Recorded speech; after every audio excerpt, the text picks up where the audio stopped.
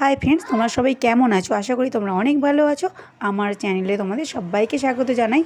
চলো আজকে কি ভিডিও বানালাম দেখতে থাকো, আশা করি তোমাদের অনেক ভালো লাগবে। তাই পুরো ভিডিওটা দেখে নাও। দেখো, টাটকা টাটকা মেথি শাক। মেথি শাক তোমরা কে কে পছন্দ করো প্লিজ তোমরা কিন্তু কমেন্টে জানিও। বাচ্চারা কিন্তু ভাজা বা তরকারি একদমই খেতে চায় না, একটু কালারফুল জিনিস হলে কিন্তু বাচ্চারা খুব পছন্দ করে খায়। তাই এইরকম কালারফুল জিনিস বাচ্চাদের খাওয়ানো খুবই ভালো লাগবে খেতে, আর বাচ্চারা কিন্তু খুব আনন্দ করেও খেয়ে নেবে। চলো তাহলে ভিডিওটা দেখে নাও। দেখো, আমি এরমভাবে পাতাগুলো এক একটা করে এরমভাবে বেছে নিচ্ছি, আর আমার মেয়ে কিন্তু মেথি শাকগুলো বেছে দিচ্ছে। ও কিন্তু এরকম কাজ করতেও খুব ভালোবাসে। চলো, মেথি শাক কিন্তু একটা একটা করে এরমভাবে বেছে নিচ্ছি। ডাঁটাগুলো কিন্তু দেবো না, শুধু পাতাগুলোই নিয়ে এইভাবে বেছে নেব। এইভাবে এক এক করে আমি মেথি শাকগুলো ভালোভাবে বেছে নিচ্ছি। এরম টাটকা টাটকা মেথি শাক কিন্তু খুবই ভালো লাগবে। এবার মেথি শাকগুলো আমি পরিষ্কার করে ধুয়ে নেব। একটা চবড়িতে করে ধুলে কিন্তু মেথি শাকটা খুব ভালোভাবে ধোয়া হয়, ময়লাগুলো খুব তাড়াতাড়ি সহজে বেরিয়ে যায়, আর পরিষ্কারও হয় ধোয়াটা। এইভাবে দেখো আমি ভালো করে পরিষ্কার করে ধুয়ে নিলাম। এবারে মেথি শাকটা মিক্সির মধ্যে ভালো করে পেস্ট করে নেব। এর মধ্যে দিচ্ছি আমি 4 থেকে 5টা কাঁচা লঙ্কা, আর দিলাম 4 থেকে 5 কোয়া রসুন। তোমরা কিন্তু কাঁচা লঙ্কা না দিতে চাইলে তোমরা নাও দিতে পারো, তাতেও কিন্তু ভালো হবে। আর দেখো আমার পেস্ট হয়ে গেছে। এবার আমি এর মধ্যেই আটা দিচ্ছি, তোমরা চাইলে কিন্তু ময়দারও করতে পারো। আমি আটা দিলাম, পরিমাণ মতো আটা দিলাম, আর দিয়ে দেব পরিমাণ মতন নুন। এই সমস্ত উপকরণটা আগে খুব ভালোভাবে মিশিয়ে নেব, তারপরে পরিমাণ মতন অল্প অল্প করে জল দেব। এই সমস্ত উপকরণটা কিন্তু খুব ভালোভাবে আমার মেশানো হয়ে গেছে।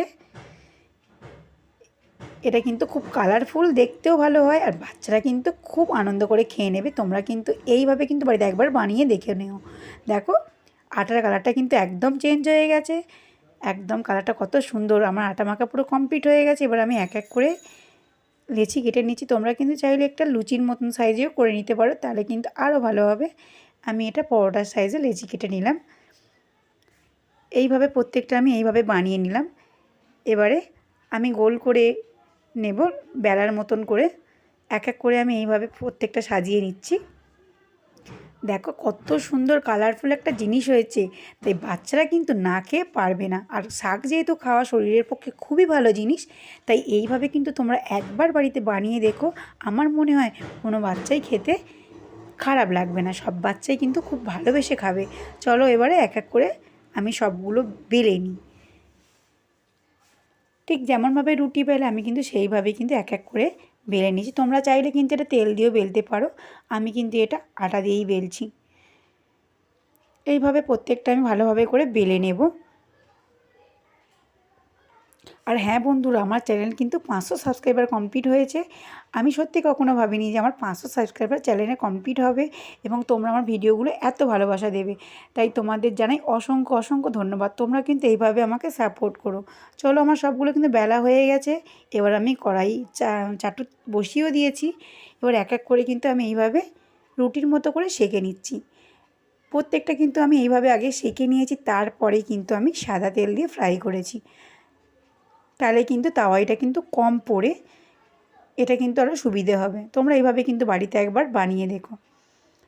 এইভাবে দেখো আমার খুব ভালোভাবে এগুলো কিন্তু চাটুতেই কিন্তু ফুলে উঠছে। এবার তেল দিয়ে এক এক করে সবগুলো ভেজে নেব।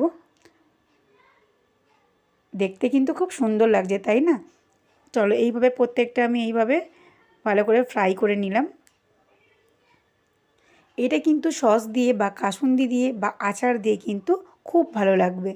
সকালের টিফিন হোক কিংবা রাত্রিবেলার খাবার বা বাচ্চাদের স্কুলের টিফিন খুব ভালো যাবে। চলো, ভিডিওটা কেমন লাগলো তোমরা কিন্তু কমেন্টে জানিও।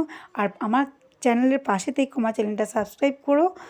সম্পূর্ণ ভিডিওটি দেখার জন্য তোমাদের অসংখ্য অসংখ্য ধন্যবাদ। প্লিজ চ্যানেলটা সাবস্ক্রাইব করে আমার পাশে থেকো। টাটা।